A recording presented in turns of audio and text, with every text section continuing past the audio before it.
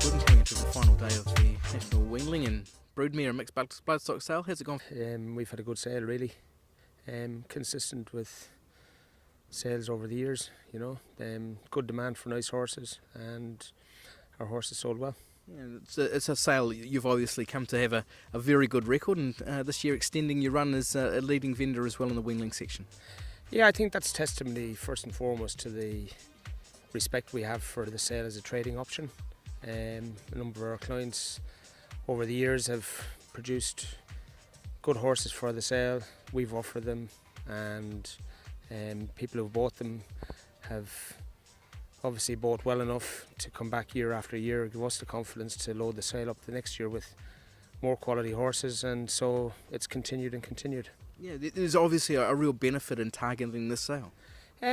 Look, in every other country around the world, the breeding stock sale is a huge medium for its respective industry, you know, and so and even in Australia, it's becoming a big part of their sales circle over there, where previously it was just a cull and a clean out sale. So I don't see any reason why. We certainly have treated the sale with respect, and in many cases it's helped maintain our keep our clients going, keep their cash flow levels up to allow them to remain in business, which is a tough game. Let's talk specifics, Gordon, especially in the Weanling sale, the Piero filly selling very well for you.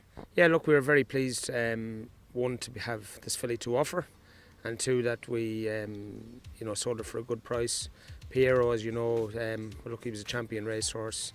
He'd be the highest profile young horse in Australasia, and she was sold to Roderick Watchman, who came over especially to buy one or two of the best horses in the sale. So he liked her, and they've asked me to reoffer her next January. So it's been a win-win all round, and I think he's bought well, and I hope we can help him achieve a good result next January. Was it roughly where you marked it?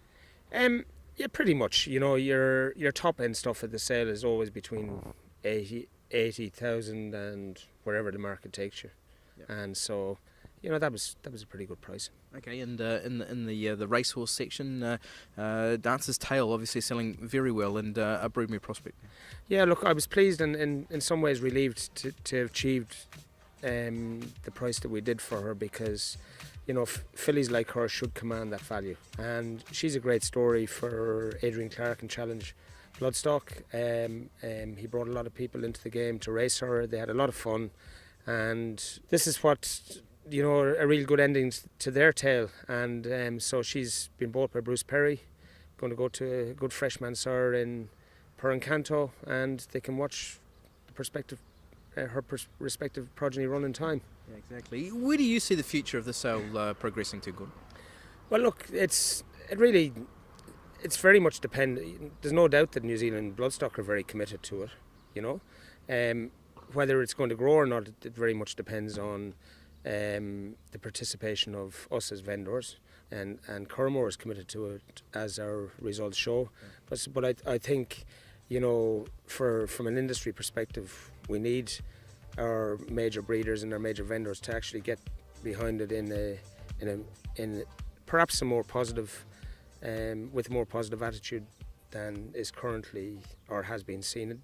I'm certain there's a change, but I'd like it to, you know, it would help me to have a higher level of quality stock in the sale, and I think from an industry perspective, you can turn this business into a 12-month cash flow business, or at least in a more supportive end than having to take your horses to a yearling sale, where an awful lot of exterior factors can determine whether you make money or not. Yeah. And I guess it's a sale where people are coming to buy for the yearling sales as well. Have you done that yourself? Yeah, absolutely. Look, I need to survive in this game, so I operate, and it's also, you know, the pinhooking game is just, it's one of the challenges. One is making money, but two is the challenge of buying a horse and turning it into a dollar, and hopefully it going on and becoming a good racehorse. So bought a nice filly on the first day from one of the best families in New Zealand. She was by Rip Van Winkle. So looking forward to offering her next January in our draft and see what she will do after that.